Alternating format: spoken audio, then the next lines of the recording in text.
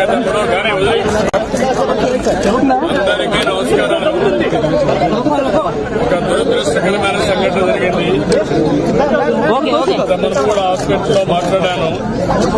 ఇక్కడ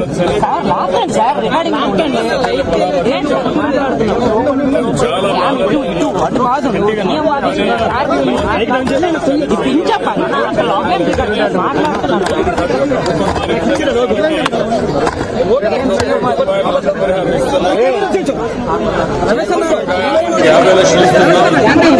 లైట్ గా గాయాలైన వారికి 25 లక్షలు ఇస్తున్నాం.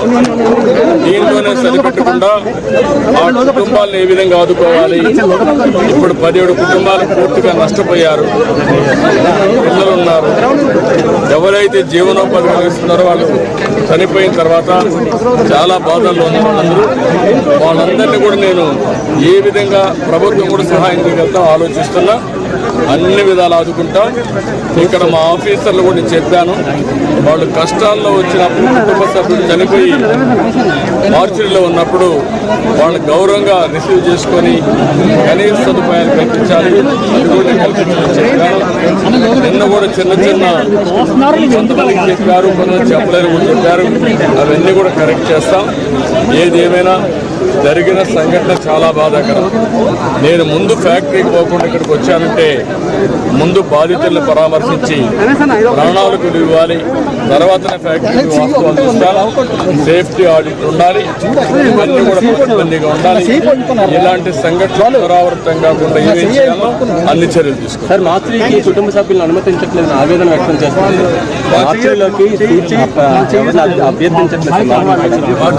మార్చిలోకి ఎవరిని కూడా పర్మిషన్ ఇవ్వట్లేదు ఆవేదన వ్యక్తం చేస్తున్నారు. బాధ నాకు అర్థమైంది. కూడా చెప్పాను. ఈ సమయంలో కూడా వైసీపీ నేతలు విమర్శలు చేస్తున్నారు. ఈ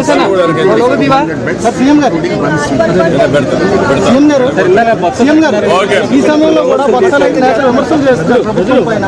వాళ్ళు విమర్శలు చేస్తారు, ప్రజలు అర్థం చేసుకుంటారు.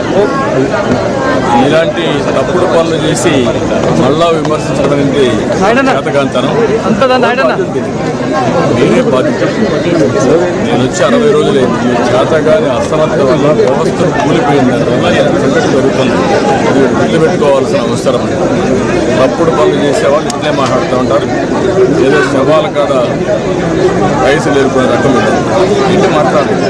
సంఘటన ఏంటి, ఎక్కడ జరిగింది, ఎందుకు జరిగింది, వాళ్ళు ఆదుకునేది అది చేస్తా. మంచి పద్ధతి కాదు. చాలా క్లియర్గా చెప్తున్నా. ఇలాంటి తప్పుడు పనులు చేయండి.